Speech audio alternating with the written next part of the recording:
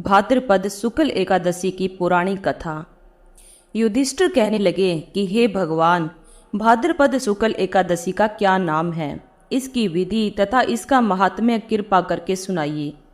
तब भगवान श्री कृष्ण कहने लगे कि इस पुण्य, स्वर्ग और मोक्ष को देने वाली तथा सब पापों का नाश करने वाली उत्तम वामन एकादशी का महात्म्य मैं तुमसे कहता हूँ और तुम ध्यानपूर्वक सुनो।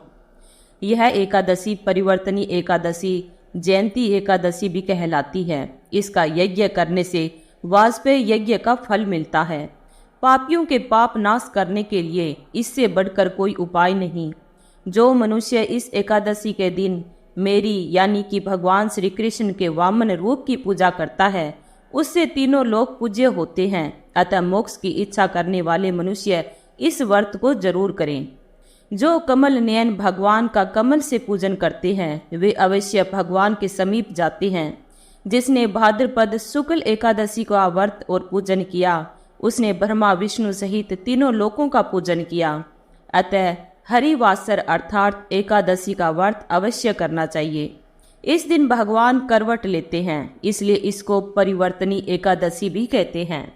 भगवान के वचन सुनकर युधिष्ठिर बोले कि भगवान, मुझे अति संदेह हो रहा है कि आप किस प्रकार सोते और करवट लेते हैं तथा किस तरह राजा बलि को बांधा और वामन रूप रखकर क्या क्या लीलाएं की। चातुर्मास के व्रत की क्या विधि है तथा आपने शयन करने पर मनुष्य का क्या कर्तव्य है, सो आप मुझसे विस्तार से बताइए। श्री कृष्ण कहने लगे कि हे राजन, अब आप सब पापों को नष्ट करने वाली कथा का श्रवण करें। त्रेता युग में बलि नामक एक दैत्य था। वह मेरा परम भक्त था। विविध प्रकार के वेद सूक्तों से मेरा पूजन किया करता था और नित्य ही ब्राह्मणों का पूजन तथा यज्ञ के आयोजन करता था। लेकिन इंद्र से द्वेष के कारण उसने इंद्रलोक तथा सभी देवताओं को जीत लिया। इस कारण सभी देवता एकत्र होकर सोच विचार कर भगवान के पास गए। बृहस्पति सहित इंद्रादिक देवता प्रभु के निकट जाकर और नतमस्तक होकर वेद मंत्रों द्वारा भगवान का पूजन और स्तुति करने लगे। अतः मैंने वामन रूप धारण करके 5वां अवतार लिया और फिर अत्यंत तेजस्वी रूप से राजा बलि को जीत लिया। इतनी वार्ता सुनकर राजा युधिष्ठिर बोले कि हे जनार्दन, आपने वामन रूप धारण करके उस महाबली दैत्य को किस प्रकार जीता। श्री कृष्ण कहने लगे, मैंने बलि से 3 पग भूमि की याचना करते हुए कहा, ये मुझको 3 लोक के समान है और हे राजन, यह तुमको अवश्य ही देनी होगी।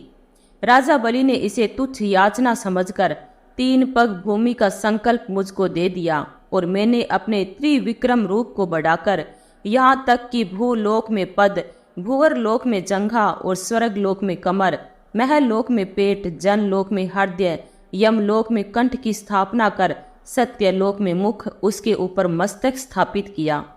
सूर्य, चंद्रमा आदि सब ग्रह गण, योग, नक्षत्र, इंद्रादिक देवता और शेष आदि सब नागगणों ने विविध प्रकार से वेद सूक्तों से प्रार्थना की। तब मैंने राजा बलि का हाथ पकड़कर कहा कि हे राजन, एक पद से पृथ्वी, दूसरे से स्वर्ग लोक पूर्ण हो गए। अब तीसरा पग कहाँ रखूं?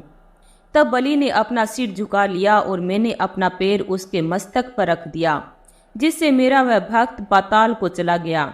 फिर उसकी विनती और नम्रता को देखकर मैंने कहा कि हे बलि, मैं सदैव तुम्हारे निकट ही रहूंगा। विरोचन पुत्र बलि से कहने पर भाद्रपद शुक्ल एकादशी के दिन बलि के आश्रम पर मेरी मूर्ति स्थापित हुई। इसी प्रकार दूसरी क्षीर सागर में शेषनाग के षष्ठ पर हुई।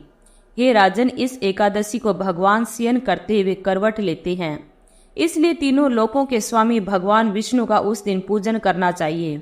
इस दिन तांबा, चांदी, चावल और दही का दान करना उचित है। रात्रि को जागरण अवश्य करना चाहिए। जो विधि पूर्वक इस एकादशी का व्रत करते हैं वे सब पापों से मुक्त होकर स्वर्ग में जाकर चंद्रमा के समान प्रकाशित होते हैं और यश पाते हैं। जो पाप नाशक इस कथा को पढ़ते या सुनते हैं या सुनाते हैं, उनको 1000 अश्वमेध यज्ञ का फल प्राप्त होता है। तो दोस्तों, ये थी परिवर्तनी एकादशी की कथा। वीडियो में दी गई जानकारी अच्छी लगी हो तो हमारे चैनल को लाइक, सब्सक्राइब एंड शेयर करना ना भूलें। धन्यवाद।